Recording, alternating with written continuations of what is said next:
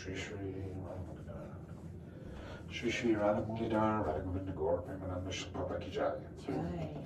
Namo Vishnu Padaya Krishna Prastaya Bhutale Srimati Bhakti Vedanta Swami Niti Namine Namaste Saraswati Devi Gauravani Pracharine Nirvasesha Sunyavadi Paschachadishatarine Jaya Shri Krishna Chaitanya Prabhu Nityananda Shri Advaita Gadadhar Shri Vasani Gaura Bhaktavrinda Hare Krishna Hare Krishna Krishna Krishna Hare Hare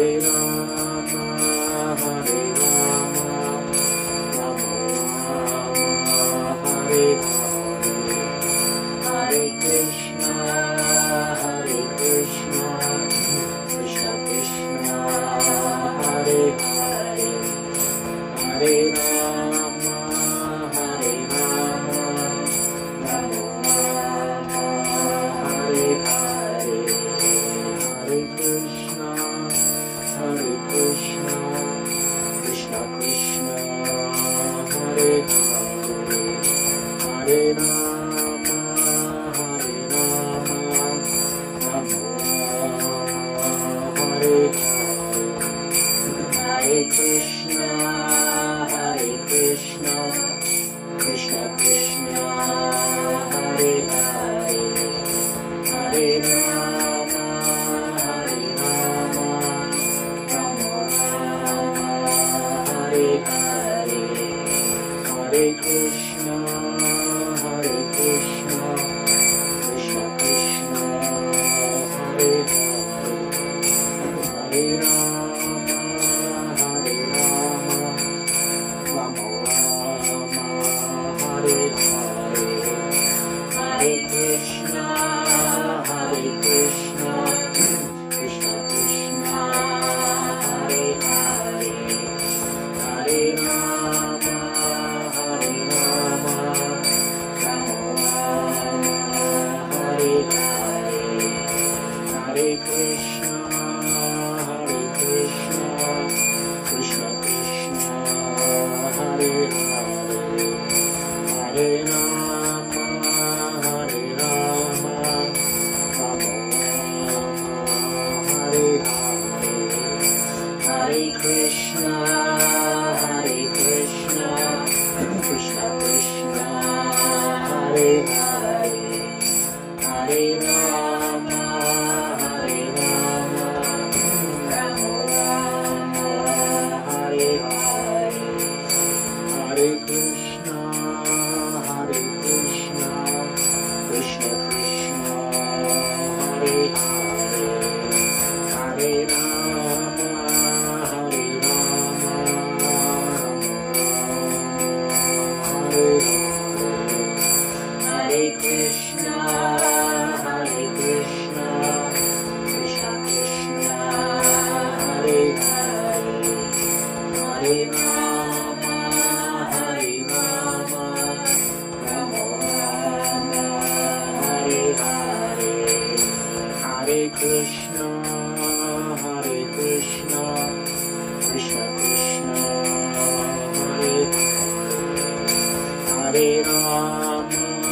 Hare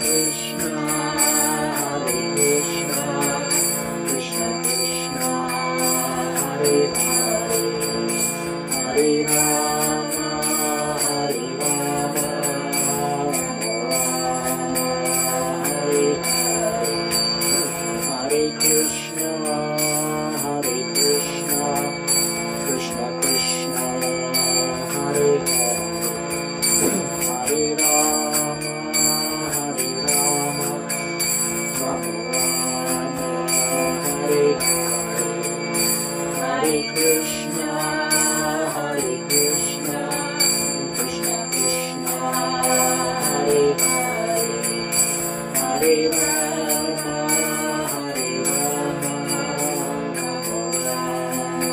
Hare,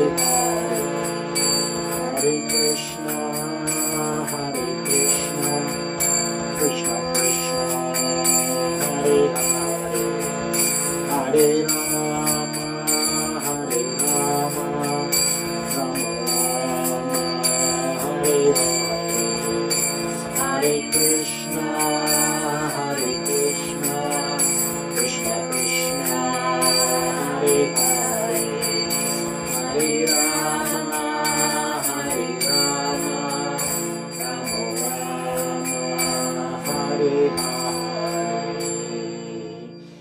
Shri Shri Ramamita Radha Govinda Gaur Premananda Shri Prabhupada Ki Jai. All glories to the Samud Gaudis. Hare Krishna Bhakti Angel Prabhu. Hare Krishna Bhakti Angel Jai Prabhu. Shri Prabhupada. All glories to Srila Prabhupada.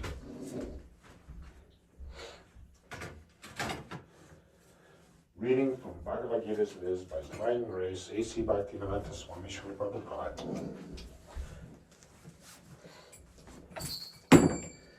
Chant the holy name of the Lord, and He will be present there with you. As Krishna and His name are non-different. Jai. Reading from Bhagavad Gita's Viz by His Divine Grace, A.C. Bhaktivedanta Swami Srila Prabhupada. Chapter 13, entitled Nature, Enjoyer, and Consciousness. Text 35. Last verse. Chechatragyayor evam antaram jnana chakshusha bhuta prakriti moksham cha ye vidoryanti te param. Translation. One who knowingly sees this difference between the body and the owner of the body and can understand the process of liberation from this bondage also attains to the supreme goal. Purport by His Divine Grace Srila Prabhupada. The purport of this 13th chapter is that one should know the distinction between the body, the owner of the body, and the supersoul. A faithful person should at first have some good association to hear of God and thus gradually become enlightened. If one accepts a spiritual master, he can learn to distinguish between matter and spirit, and that becomes the stepping stone for further spiritual realization. A spiritual master teaches his students to get free from the material concept of life by various instructions. For instance, in Bhagavad Gita, we find Krishna instructing Arjuna to free him from materialistic considerations. One can understand that this body is matter. It can be analyzed with its 24 elements. That is the gross manifestation, and the subtle manifestation is the mind and psychological effects. And the symptoms of life are the interactions of these factors. But over and above this, there is the soul, and there's also the supersoul. The soul and the supersoul are two. The material world is working by the conjunction of the soul and the 24 material elements. One who can see the constitution of the whole material manifestation as this combination of the soul and material elements, and also can see the situation of the Supreme Lord, becomes eligible for transfer to the spiritual world. These things are meant for contemplation and for realization, and one should have a complete understanding of this chapter with the help of the spiritual master. Thus ends the Bhaktivedanta purport to the 13th chapter of Srimad Bhagavad Gita in the matter of nature, the enjoyer, and consciousness. And the help of the spiritual master is, it's like in the 15th chapter of the Bhagavad Gita, Yoga of the Supreme Person, the ultimate purpose of all this knowledge is to understand that Lord Krishna is the Supreme Personality of Godhead. And one understands with the help of the spiritual master, Lord Krishna's position, he surrenders unto him and engages in his devotional service.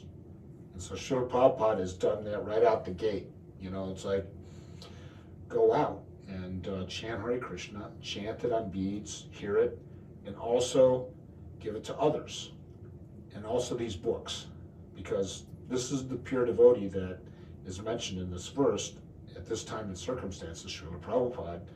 And that association is being given wholesale by distribution of these books. And people very easily in their own position. They may not be in the perfect position in their occupational engagements and their thinking, but these, with the association of Prabhupada, they can very quickly understand the distinction between matter and spirit, and that is a very big leap towards becoming self-realized once you get to that point. And then, of course, Srila Prabhupada is so easy to love, just like Dr. Mishra called him, the incarnation of love. Even though Dr. Mishra at the Ananda Ashram was not very cooperative with Prabhupada, and was kind of like envious. Yeah, he didn't want him to really speak so much because he could see how attractive he was, and he had to admit he's the incarnation of love. So it's very easy to love Prabhupada, and because he gives knowledge that awakens us to our transcendental position in a way by the blessing of the Parampara Bhakti Siddhanta Saraswati Thakur. He's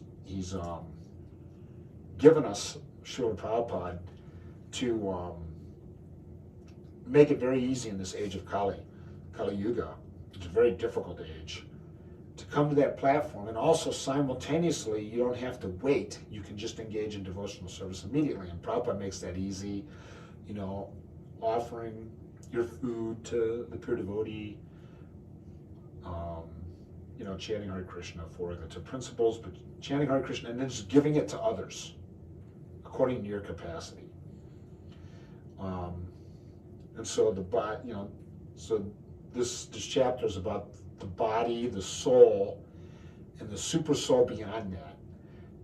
To understand those three things, Srila Prabhupada has all these books, and there was one devotee, I think it was Hansa Duda, that said this. Prabhupada asked, "Why did I write these books?"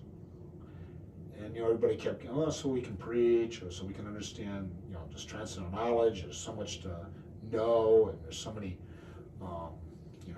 64, and all the rules and regulations." And Prabhupada said, "No, I wrote these books to get you to chant Hare Krishna."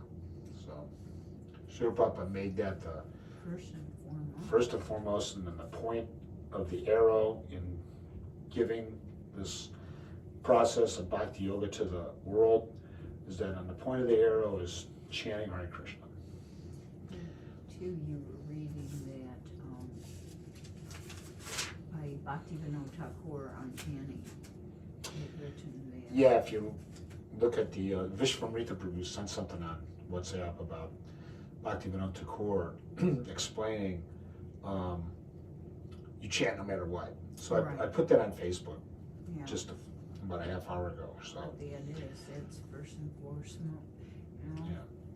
chant Yeah. at least 16 rounds, follow the 4 regs. Yeah, even if you're a complete rascal, chant anyway, Bhaktivinoda Thakur said, just chant anyway. There's no process or element or thing that surpasses in any way, shape, or form or anywhere near it the chanting of Hare Krishna. So even if you're a number one nonsense, Bhaktivinoda Thakur orders you to chant anyway. You can find a quote that, there's quotes Prabhupada said where if you have these particular conditions in your life, that your chanting has no effect. But we know that the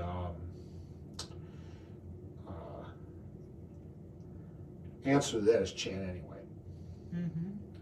And then, by Krishna's prerogative, Srila Prabhupada's mercy and Krishna's prerogative, he'll help you. If you are sincere. And if you're not, we know that Krishna is very merciful in this age of Kali Yuga to those that chant Hare Krishna. Srila Prabhupada Ki Jai.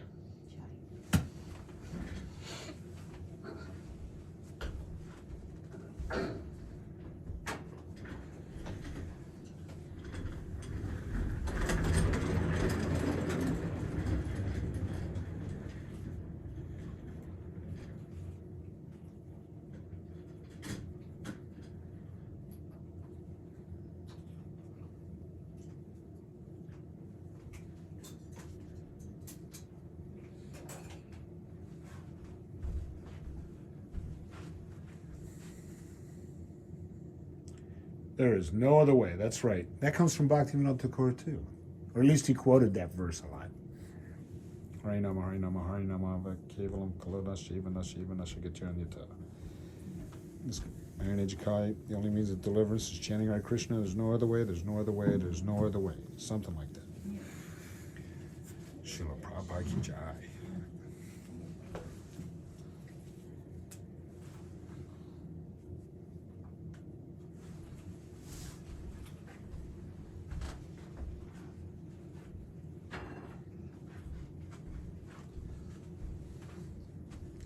Okay, Hare Krishna Bhakti Angel Prabhu and any other internet participant, thank you for joining us to chant Hare Krishna.